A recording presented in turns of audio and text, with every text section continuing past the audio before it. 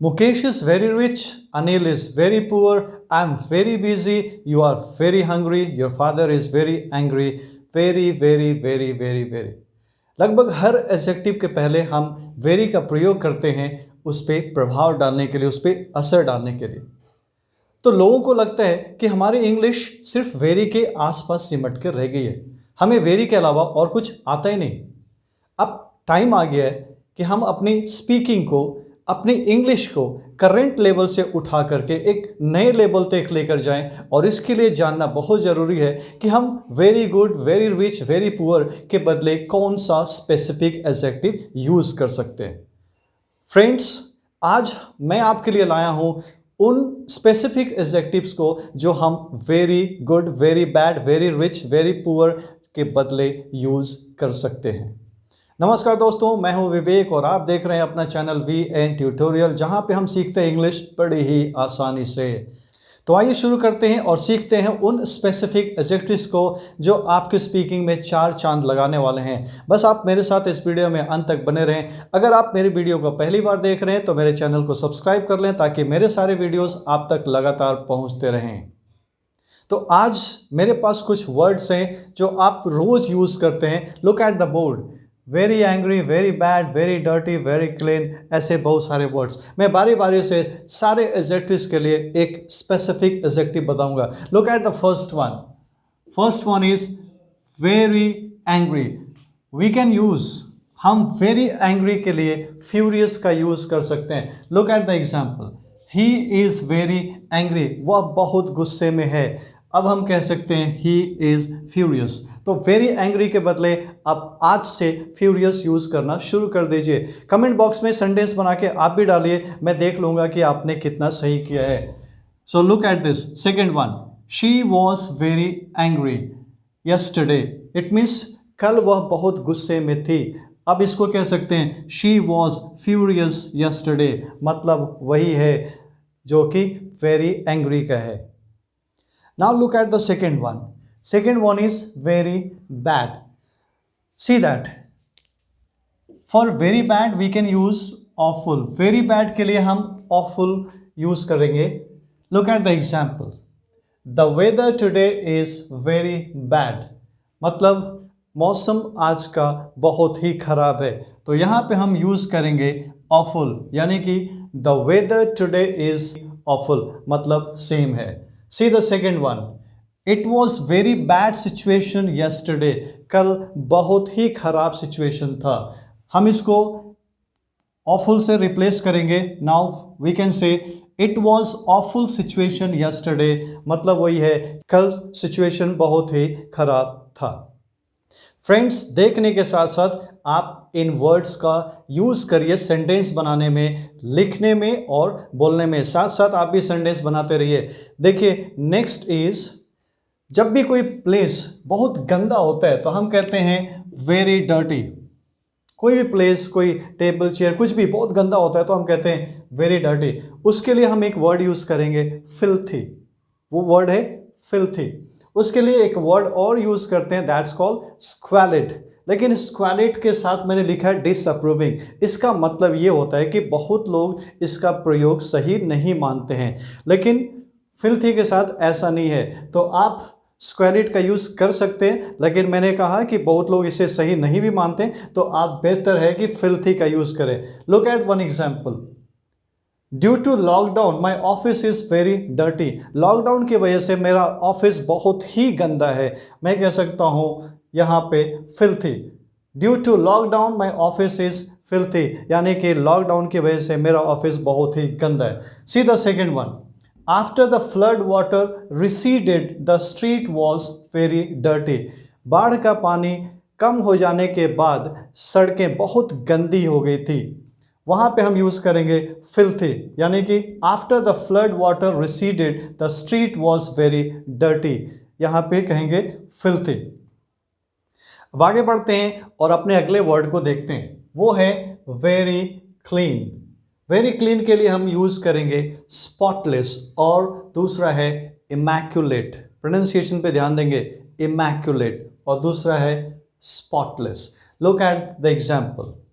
She keeps her room very clean, वह अपने कमरे को बहुत ही साफ सुथरा रखती है। तो हम यहाँ पे स्पॉटलेस या इमैकुलेट दोनों में से कुछ भी कह सकते हैं। So look at this, she keeps her room spotless या she keeps her room immaculate, वह अपने कमरे को बहुत ही साफ सुथरा रखती है। See one more example, she always looks very clean, वह हमेशा साफ सुथरा दिखती है। हम यूज़ कर सकते हैं इमैकुलेट या स्पॉटलेस, जैसा मैंने कहा।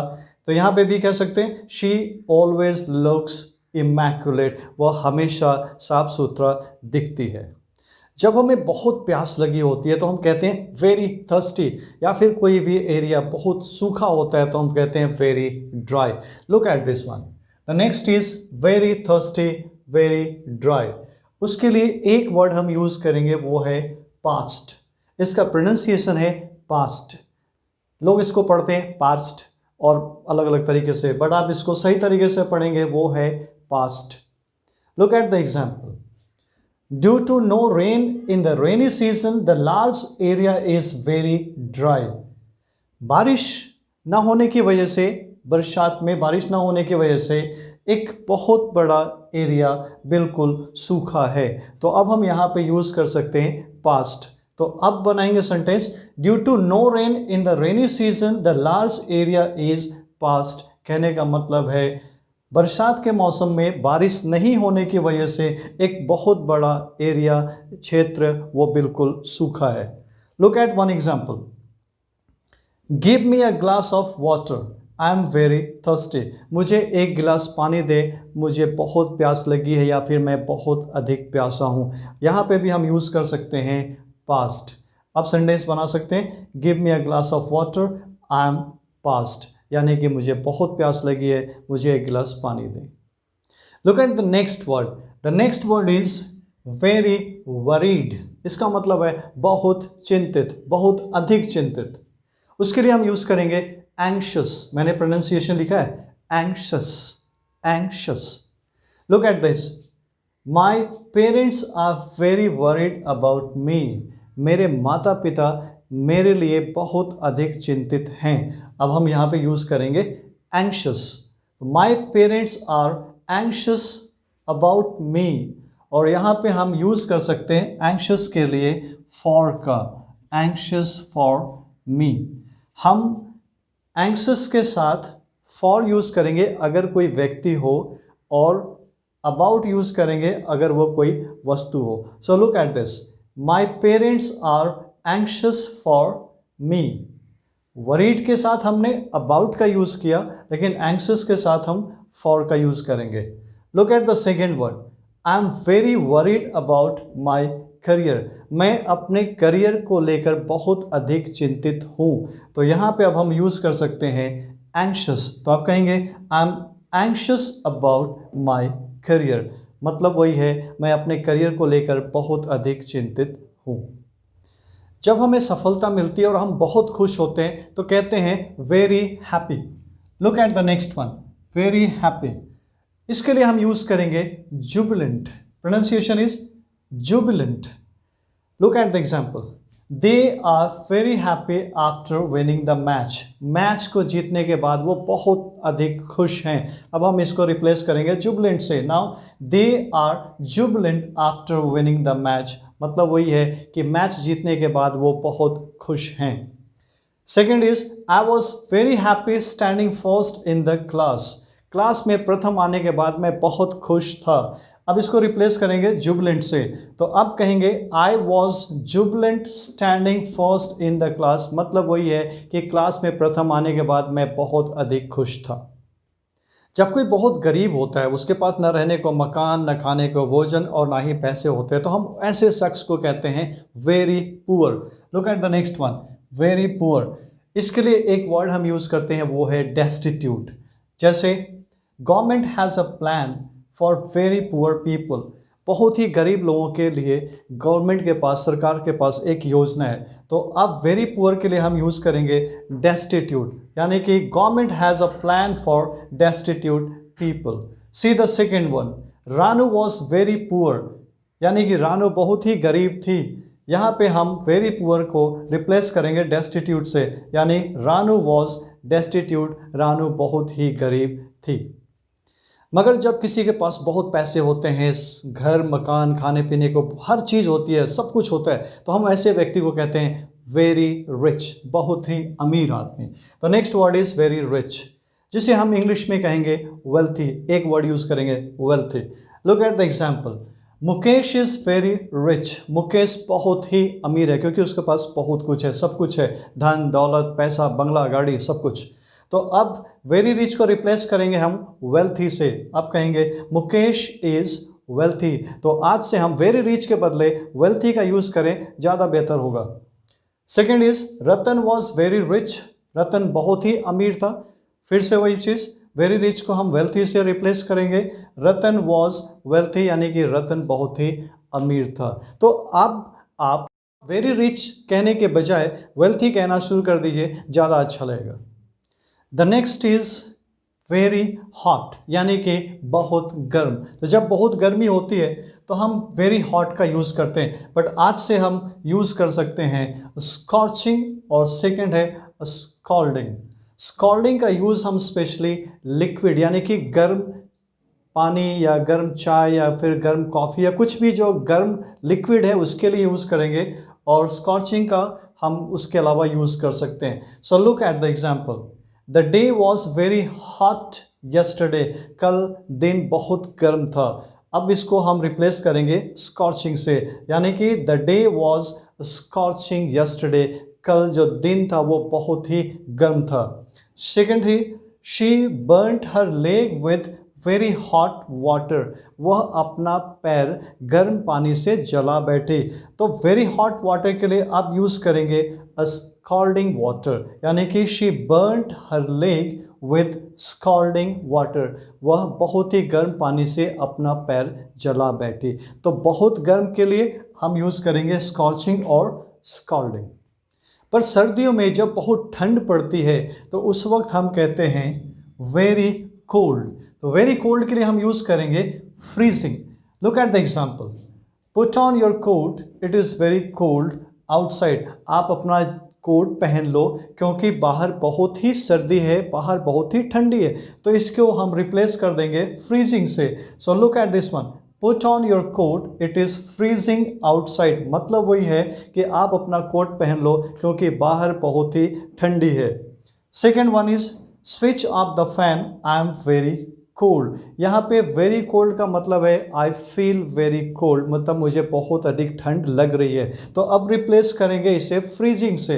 तो अब कह सकते हैं switch off the fan, I am freezing.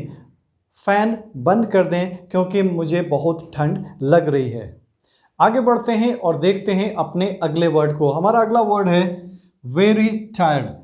जब हम बहुत अधिक थक जाते हैं तो इसका प्रयोग करते हैं वेरी टायर्ड, लेकिन अब इसके लिए हमें सिंगल वर्ड यूज़ करेंगे, वो है वेरी और एग्जॉस्टेड। इसका प्रोनाउंसिएशन देखिएगा, वेरी और इसको एग्जॉस्टेड। जैसे शी इज़ वेरी टायर्ड, वह बहुत ही थकी हुई है।